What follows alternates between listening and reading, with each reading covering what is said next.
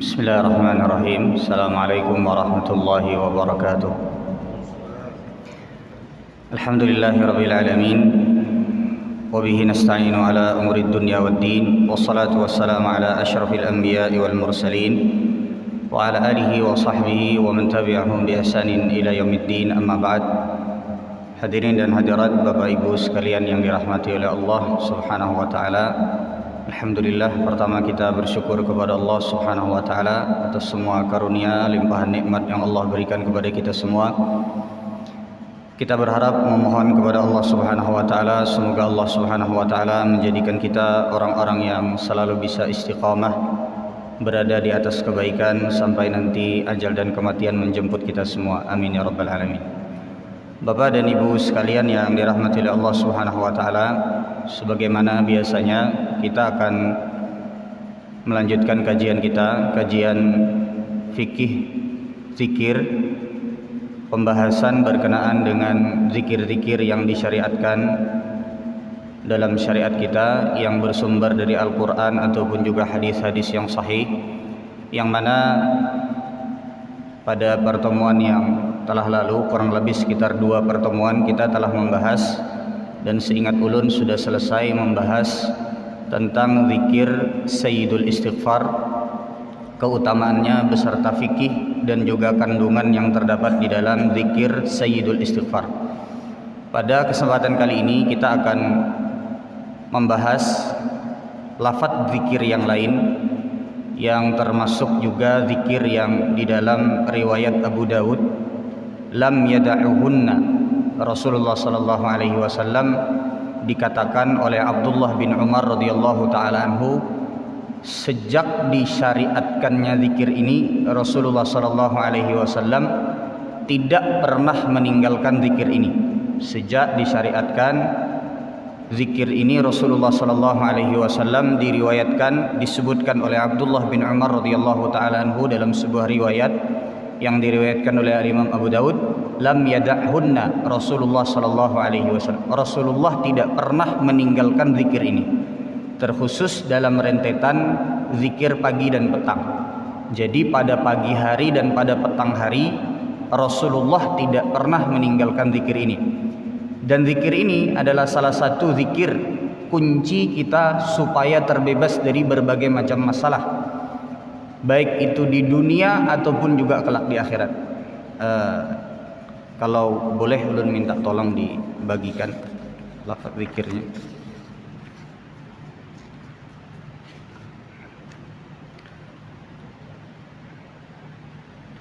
Baik. Yang tertulis di sana ada lafaz bahasa Arabnya. Pertama di bagian atasnya lafaz bahasa Arabnya beserta harakatnya.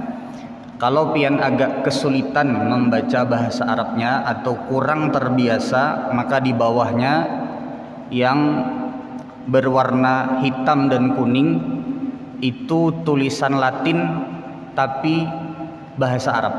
Maksudnya supaya pian jangan tersalah baca bahasa Arabnya. Jadi ulun tuliskan bahasa Indonesianya, bahasa Latinnya, tapi ejaannya ejaan Arab. Baik. Yang di bawahnya adalah artinya. Yang paling bawah adalah artinya. Kita akan berusaha untuk menyelesaikan mengupas zikir ini pada malam hari ini. Semoga waktunya cukup. Ya, pertama, sudah dibagi semua? Baik.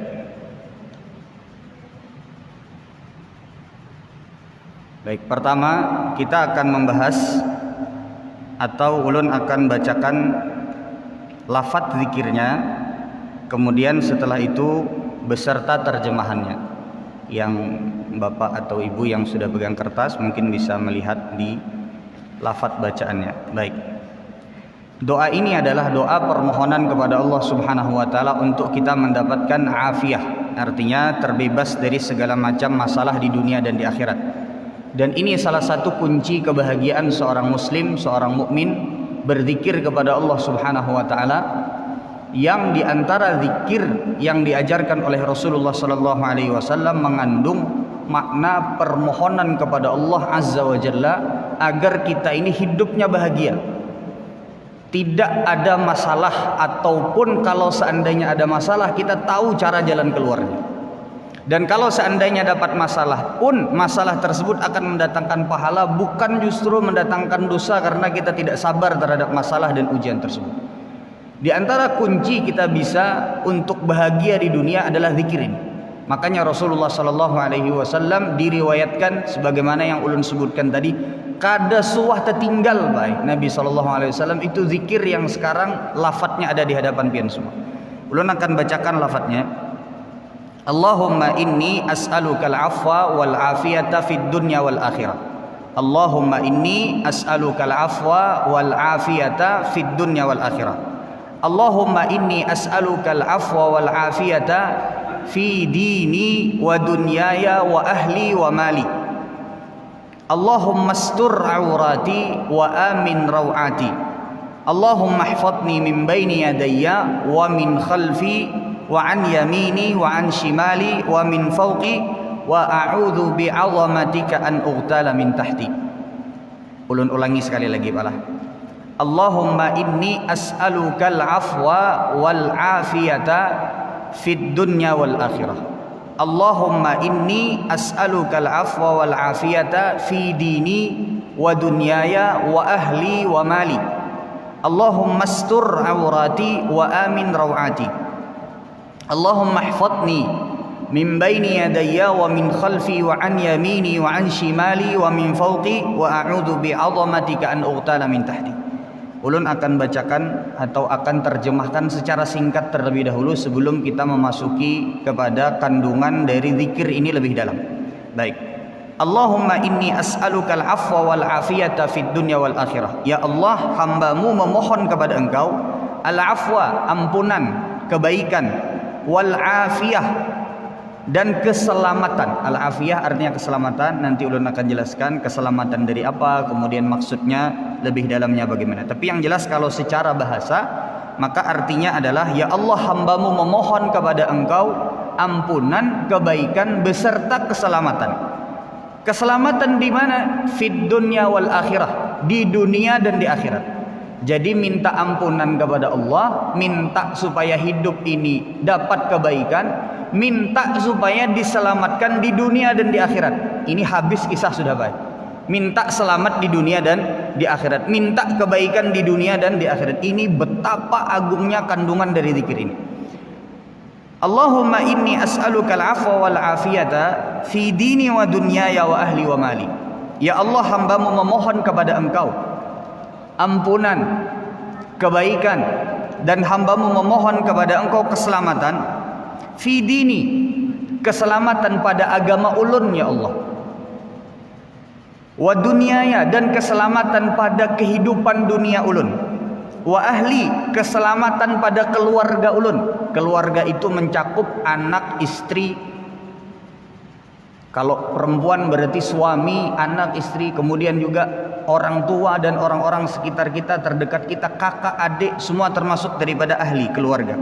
Wa mali, dan ulun meminta kepada Engkau ya Allah keselamatan pada harta ulun. Allahumma astur aurati wa amin rawati. Ya Allah, hamba-Mu memohon kepada Engkau untuk supaya Engkau menutup aurat dan aib hamba-Mu. Wa amin rawati, ya Allah berikanlah kepada ulun kekuatan untuk melawan segala macam rasa takut. Segala macam rasa takut.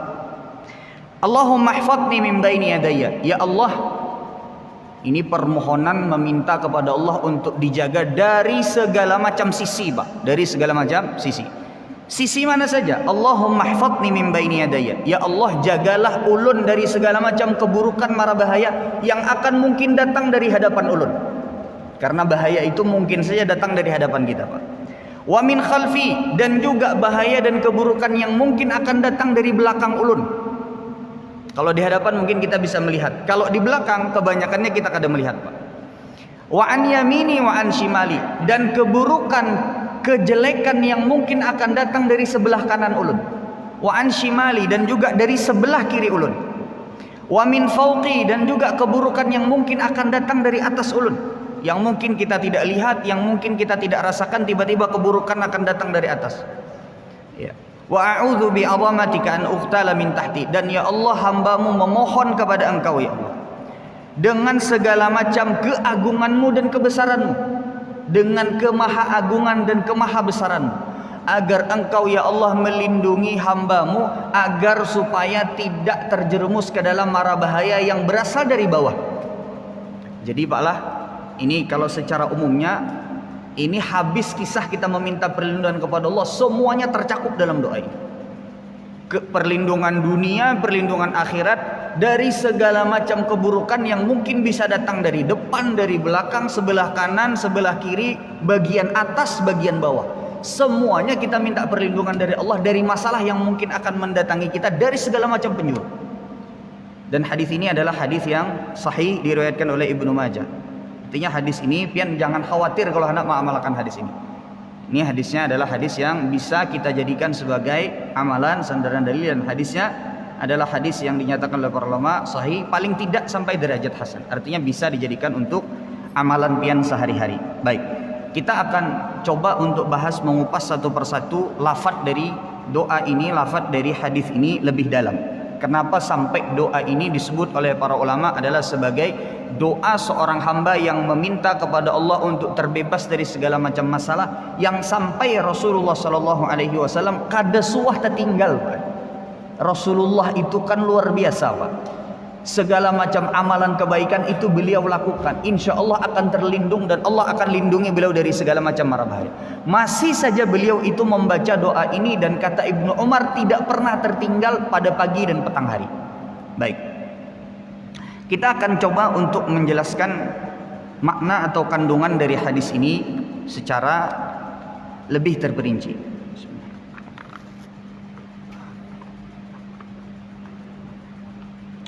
Baik. Allahumma inni as'aluka al-afwa wal afiyata fid dunya wal akhirah. Ya Allah, hambamu memohon kepada engkau, agar supaya hambamu dilindungi dan diberikan al-afiyah. Pertama, meminta ampunan kepada Allah dari segala macam dosa yang kita lakukan, baik yang kita sengaja ataupun tidak kita sengaja, dan meminta kebaikan. Yang kedua, meminta keselamatan di dunia dan di akhirat.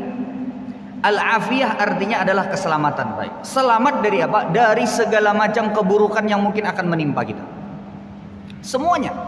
Baik itu misalnya keburukan yang bersifatnya itu sakit, musibah, bala, bencana, atau mungkin yang akan menimpa harta kita. Semuanya, Pak.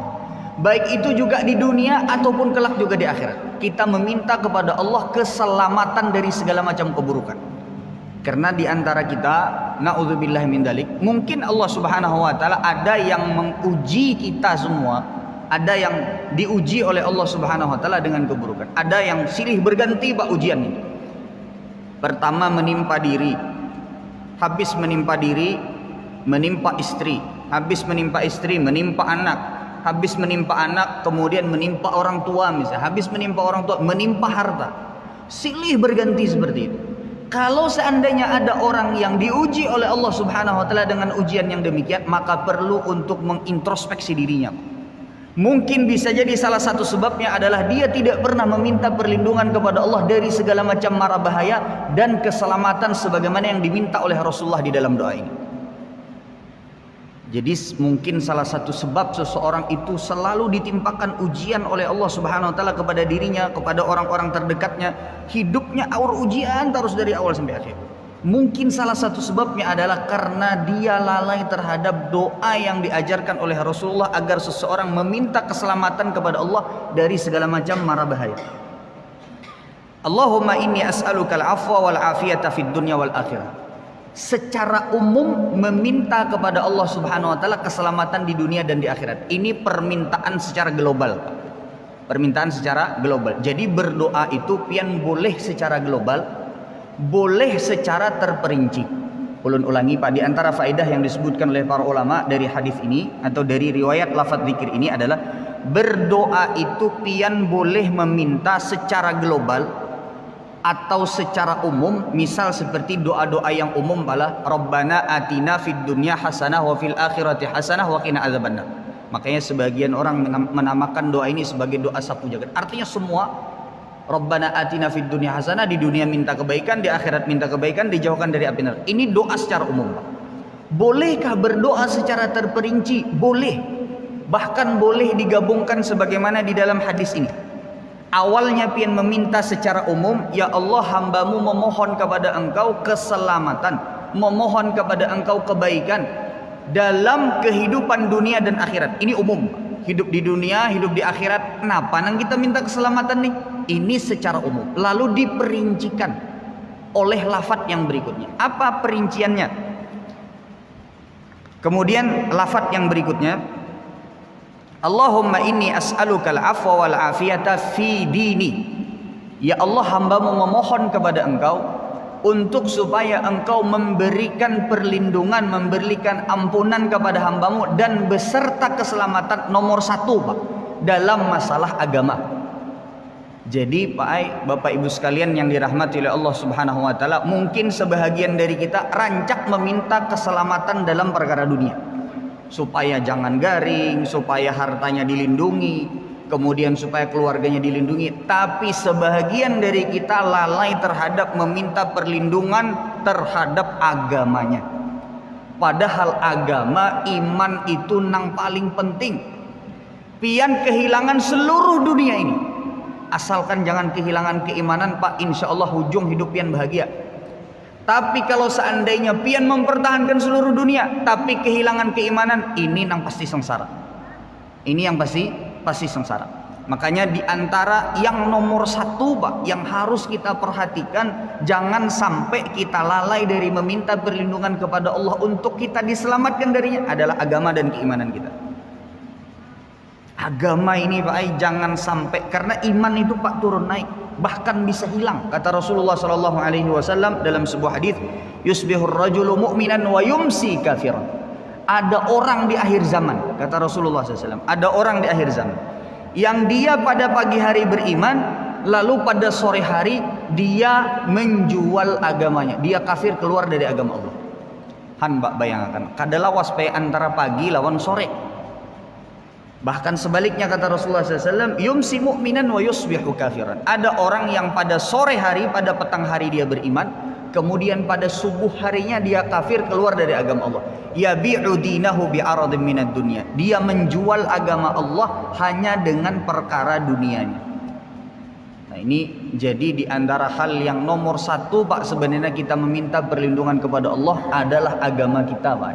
Terkhusus dari dua macam yang disebutkan oleh para ulama sebagai sumber keburukan dari agama.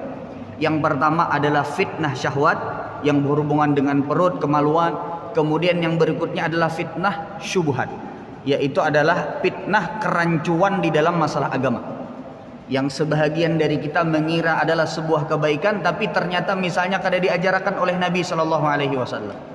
Seperti misalnya orang nang sembahyang subuh hendak baik, ulun sembahyang subuh orang 2 rakaat itu pengoler aja. Ulun hendak lebih daripada orang nang 2 rakaat aja sembahyang subuh. Sudah subuh sembahyang 2 rakaat pulang, isya aja 4 rakaat. Ulun kuat 6 rakaat, Ustaz. Hendak mendapatkan pahala dari Allah Subhanahu wa taala. Salah kah bujur kah, Pak? Salah. Kenapa? Karena dia melakukan sebuah perbuatan meskipun niatnya baik, tapi limpat kalau bahasa gitu tuh, melampaui batas. Artinya yang kada diajarkan oleh Nabi, syariatnya sholat subuh 2 rakaat cukup, lalu pian hendak berpanjang 6 rakaat. Nah, ini termasuk daripada bagian dari fitnah syubhat. Artinya menginginkan kebaikan tapi jalannya salah, dan ini banyak. Untuk supaya kita terhindar dari perkara ini, di antara kuncinya adalah doa ini. Allahumma inni as'alukal afwa wal afiyata fi dini. Ya Allah, hambamu memohon kepada engkau ampunan dan keselamatan dalam masalah agama. Kadang-kadang Bapak Ibu sekalian yang dirahmati oleh Allah Subhanahu wa taala, di antara kita ada yang kada merasa berbuat salah di dalam masalah agama. Rasa tuh baik aja terus, tapi ternyata sebenarnya perkara tersebut adalah perkara yang salah. Nah, di antara kunci supaya kita dapat hidayah, dapat petunjuk oleh Allah Subhanahu wa taala, supaya kau melihat nih mana nang bujur-bujur sunnah Nabi, kawa kita bertahan di atas sunnah Nabi, kawa kita bertahan di atas jalannya yang ditunjukkan oleh para sahabat Rasulullah, jalan nang bujur nih. Itu diantara kuncinya adalah meminta perlindungan kepada Allah dari segala macam yang bisa melukai dan juga menghancurkan agama kita, keselamatan dalam masalah agama. Di antara yang paling bagus adalah doa ini. Allahumma inni as'alukal afwa wal afiyata fi dini. Ya Allah, hambamu memohon kepada engkau agar supaya hambamu diberikan keselamatan dalam masalah agama. Ini dalam masalah agama. Baik, kemudian lanjut lafadz hadisnya.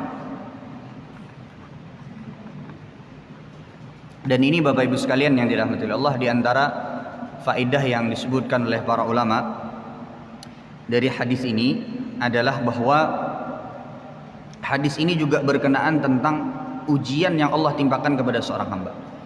Jadi orang tuh Pak lah, hendak dia itu termasuk dari orang yang beriman, hendak nang kada beriman, pasti dapat ujian dalam kehidupannya. Semuanya pasti dapat ujian, dan semua orang memiliki warna tersendiri dalam ujian dalam kehidupannya.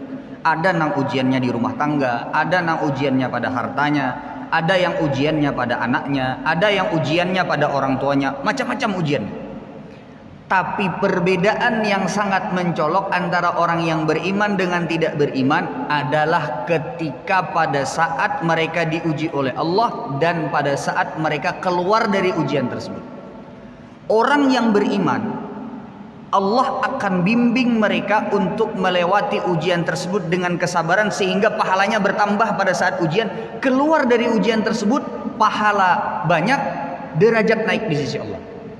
Adapun orang yang kada beriman atau ahli maksiat, sama diuji oleh Allah, tapi pada saat diuji oleh Allah Subhanahu wa taala, justru yang bertambah adalah dosanya, dan keluar dari ujian tersebut justru bukan terhapus dosanya, tapi justru akan semakin banyak dosanya. Ini diantara perbedaan dan diantara cara kita agar supaya bisa tergolong kepada orang-orang yang beriman, yang bisa kuat di dalam ujian Allah, yang pasti semua akan mendapatkan ujian, Pak, adalah doa ini. Minta perlindungan, keselamatan kepada Allah Subhanahu wa taala agar jangan sampai tersalah pada saat kita dapat ujian dari Allah Subhanahu wa taala. Kemudian yang berikutnya, Allahumma inni as'aluka al-'afwa wal 'afiyata fi dini. Ya Allah, hambamu memohon kepada engkau agar diberikan ampunan, kebaikan dan keselamatan dalam perkara agama ulun, ya Allah. Yang kedua, wa dunyaya, dan juga dalam segala macam urusan dunia ulun.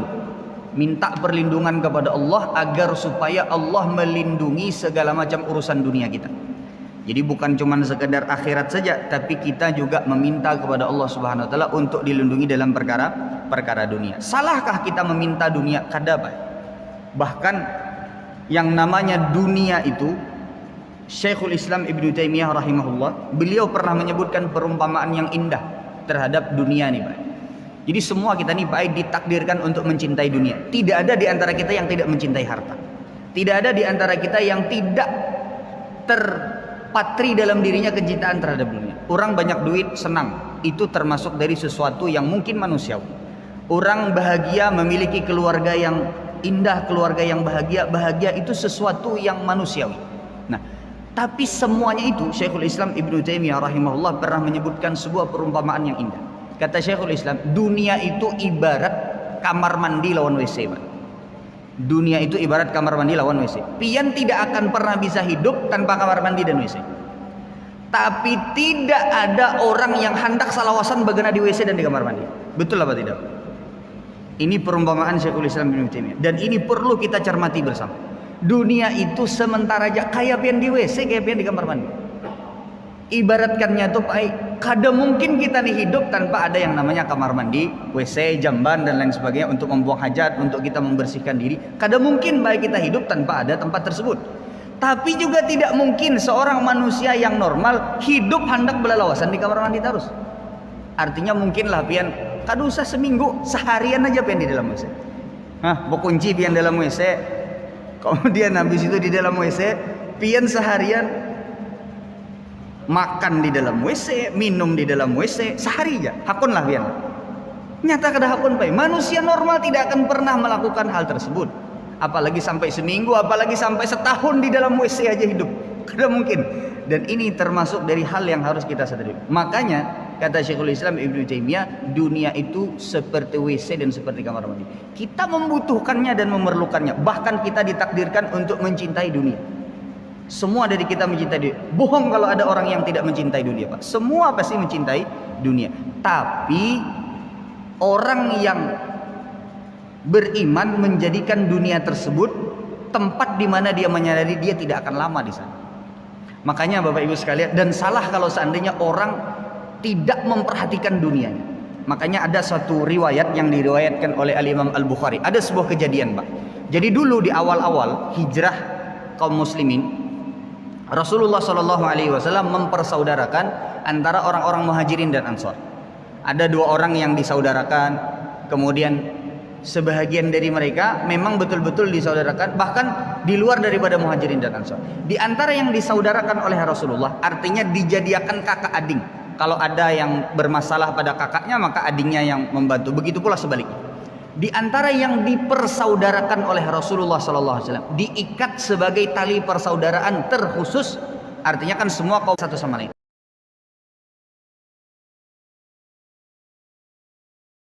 Di antaranya adalah sahabat Abu Darda dan Salman Al-Farisi. Di antaranya adalah sahabat Abu Darda dan Salman Al-Farisi. Abu Darda ini, Pak, sahabat yang rajin benar beribadah kepada Allah. Sampai tidak terlalu memperhatikan perkara dunia. Sampai istri pun tidak terlalu diperhatikan. Suatu saat Salman Al-Farisi datang ke rumah Abu Darda.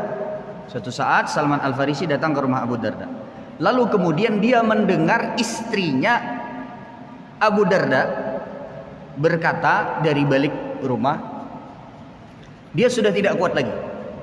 Kata istrinya Abu Darda, "Akhuka laisa lahu hajah fid dunya." Wahai Salman Al-Farisi, tu ding sanak ikam Abu Darda tu sudah kadada lagi kehendak terhadap perkara dunia. Salman Al-Farisi seorang yang cerdas. Dia langsung paham apa yang dimaksudkan oleh Ummu Darda atau istri dari Abu Darda. Datanglah Abu Darda pada saat itu. Pada saat datang, seperti biasa mereka bercengkrama dahulu. Kemudian setelah itu Abu Darda diriwayatkan membuatkan makanan. Dibuatkan makanan. Jadi Abu Darda ini pakai gawian puasa terus. Malam sembahyang malam terus. Sampai sepanjangan malam sembahyang malam terus. Artinya istirahat kadada, waktu untuk keluarga juga sangat jarang sekali, sampai istrinya mengeluh kepada Salman Al-Farisi. Maka kemudian setelah itu Abu Darda membuatkan makanan. Ini masih siang, Pak. Abu Darda membuatkan makanan. Salman Al-Farisi sengaja bertamu ke rumah Abu Darda. Lalu dibuatkan oleh Abu Darda makanan. Ujar Salman Al-Farisi, "Ayo makan." Kata Abu Darda, "Aku mau ulahkan haja, wahai Salman Al-Farisi. Aku puasa, ikam makan haja." Ujar Salman Al-Farisi, "Kul, berbuka ikam puasa, wah ini juga kita makan bersama. Mun kada aku kada makan." Serba salah Abu Darda nih, Pak. Hendak tarus berpuasa setia ding sanak kada hakun makan. Hendak berbuka puasa tapi sudah parak berbuka puasa. Tanggung nih hendak berbuka puasa. Sudah dekat waktu berbuka puasa. Ujar Salman Al-Farisi, sengaja Salman Al-Farisi pada saat itu menyuruh untuk menegur Abu Darda pada saat itu yang terlalu tidak memperhatikan keluarga dan juga perkara dunia. Lalu kemudian kata Abu Darda, sudah Abu Darda menyerah. Dan sudah parak tuh berbuka puasa. Berbuka makan. Lalu kemudian ujar Salman Al-Farisi, "Malam ini aku menginap di rumah Hikam. Ku guring lawan Hikam." Lalu kemudian setelah itu di awal malam bangunlah Abu Darda. Iya. Falamma kana al-lailu dhahaba Abu Darda yaqumu faqala lahu nim. Di awal malam nih, Pak. Awal malam tuh kurang lebih sekitar habis Isya. Abu Darda ini sudah merasa-rasa, aku hendak menghadangi Salman Al-Farisi guring. Sekalinya Salman Al-Farisi kada guring-guring. Kada guring-guring. Lalu kemudian karena mereka tidur berdua, kemudian setelah itu Abu Darda kada kuat lagi karena terbiasa sudah dari awal malam sampai akhir malam, sampai parak subuh beribadah kepada Allah, salat malam. Bangun sidin Abu Darda. Bangun mengambil air wudu. Sampai parak kepada Salman Al-Farisi, ditakuni oleh Salman Al-Farisi, "Hendak kemana ikam?" Ujar Abu Darda, "Hendak sembahyang malam." Ujar Salman Al Farisi, sini guring mulai kamu. Sembahyang, tapi pian balah kalau seandainya nih balah ada orang nang jarang-jarang sembahyang malam, jangan dilakukan seperti ini, Pak. Pian sudah tahu misalnya nih balah anak pian atau bini pian nih jarang sembahyang malam. Suatu hari terbuka hatinya anak sembahyang malam. Oh, ujar hadis Abu Darda lawan Salman Al Farisi, ini masih terlalu pagi.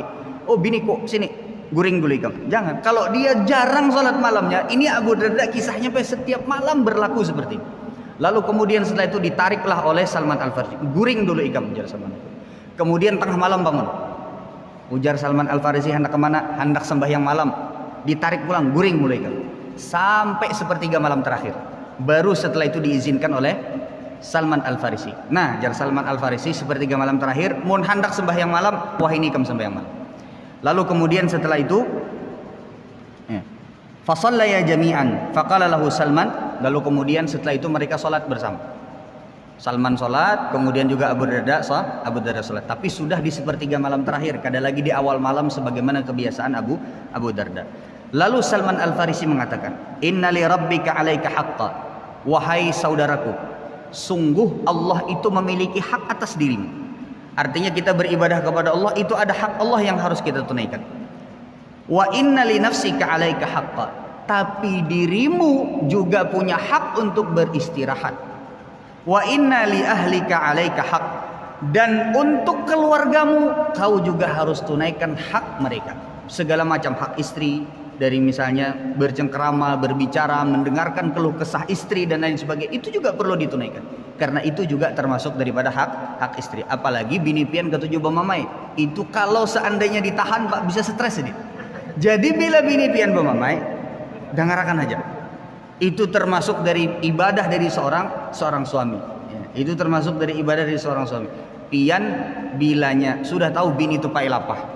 Kadang-kadang seharian membersih rumah, belum anak dan lain sebagainya. Malam-malam sebelum guring, muracau terus bersih, bemamai terus. Dengarkan aja. Pian berzikir aja kepada Allah. Ya Allah, semoga Allah mudahkan. Sabari sedikit-sedikit.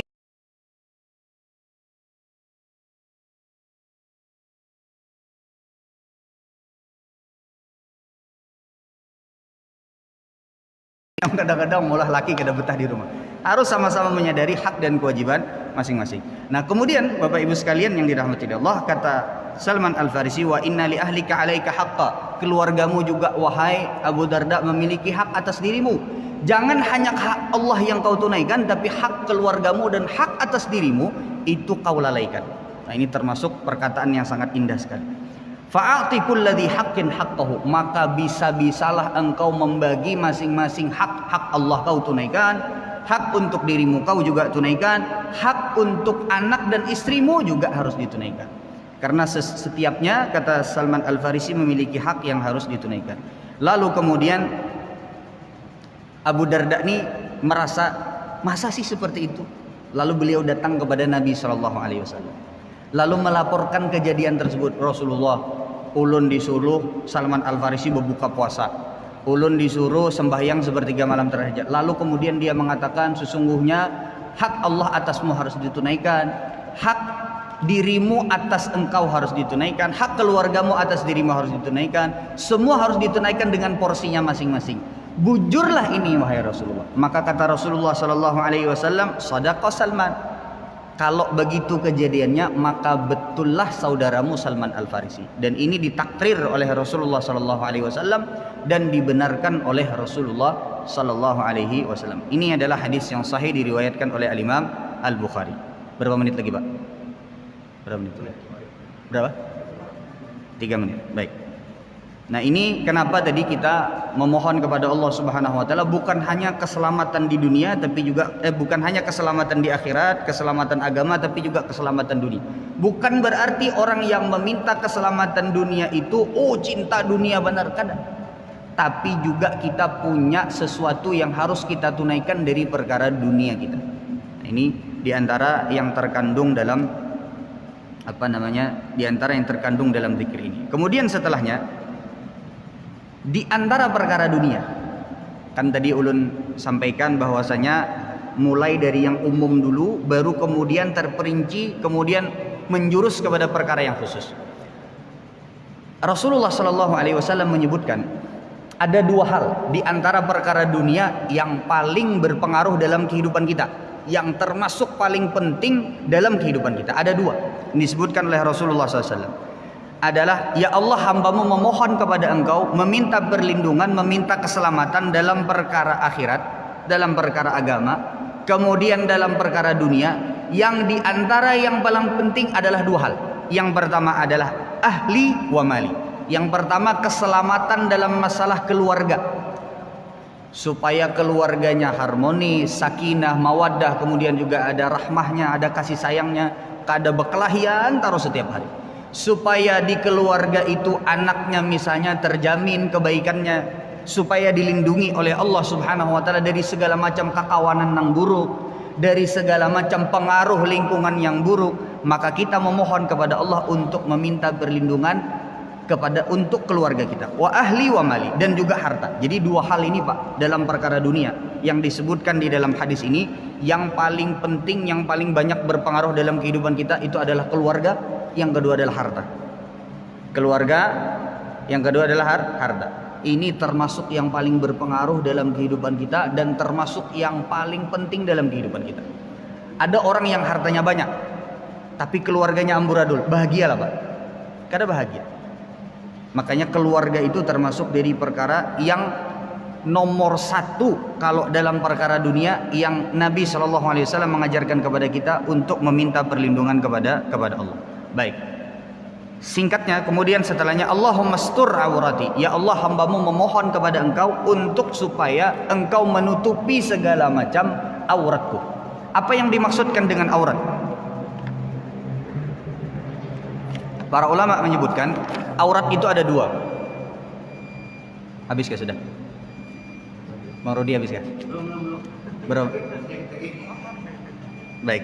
Aurat itu ada dua, Bapak Ibu sekalian yang dirahmati Allah. Dan kedua-duanya kita meminta perlindungan kepada Allah agar supaya diselamatkan dari aurat tersebut. Yang pertama, aurat secara fisik. Aurat secara fisik. Aurat laki-laki dan juga aurat perempuan. Meskipun yang lebih ribet dan yang lebih ketat itu adalah aurat perempuan. Kalau laki-laki sebenarnya dari atas pusar sampai bawah lutut. Tapi tentu saja ini adalah aurat yang minimal.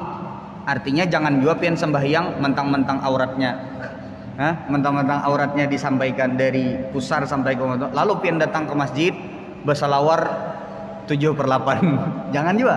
Artinya ada baju, semalam pengajian kita auratnya dari pusar sampai. Enggak, ada yang namanya muru'ah. Bahkan di dalam riwayat yang lain, dalam mazhab Imam Ahmad bin Hanbal, la yaqbalullahu salata ahadikum, Allah tidak menerima solat orang yang dua pundaknya terbuka. Nah, tapi tentu saja pian ke pasar begawi kada mungkin juga. Kalau pian begawi cuman sekedar atau besinglet saja pian kada purut. Nah, di antara juga aurat perempuan, khilaf para ulama. Sebahagian para ulama menyatakan auratnya adalah seluruh tubuhnya, sebagian lagi menyatakan adalah wajah dan telapak tangan, kecuali wajah dan telapak tangan. Ingat-ingat, kecuali wajah dan telapak tangan. Cuman ini khilaf para ulama. Adapun batis, adapun rambut, adapun leher, itu semuanya sepakat para ulama bahwa itu adalah aurat bagi seorang perempuan. Nah, doa ini berfungsi untuk supaya kita ini jangan sampai hati ini terbuka untuk hendak membuka aurat. Kadang ada sebagian orang yang hendak menutup aurat tapi karena lingkungan akhirnya auratnya terbuka. Ini termasuk dari doa yang agar supaya kita ini auratnya jangan sampai terbuka. Baik saat kita merasa ataupun kada merasa. Baik saat kita merasa ataupun kita kada merasa. Kemudian yang kedua, aurat yang disebutkan agar supaya ditutup adalah dosa dan aib-aib kita. Itu juga termasuk aurat. Karena hukum asal dari aurat itu adalah segala sesuatu yang kalau seandainya terbuka, maka kita akan malu. Maka kita akan malu. Ini diantara definisi aurat yang disebutkan oleh para ulama. Jadi ada dua tadi pala aurat. Yang pertama adalah aurat yang bentuknya adalah aurat fisik. Yang kedua adalah aurat yang bentuknya adalah dosa dan aib. Mungkin ini yang bisa ulun sampaikan. InsyaAllah akan kita lanjutkan pada pertemuan yang akan datang tentang makna dan kandungan dari doa ini. Kita tutup dengan doa kafaratul majlis. Subhanakallahumma wa bihamdika asyhadu an la ilaha illa anta astaghfiruka wa atubu ilaik. Assalamualaikum warahmatullahi wabarakatuh.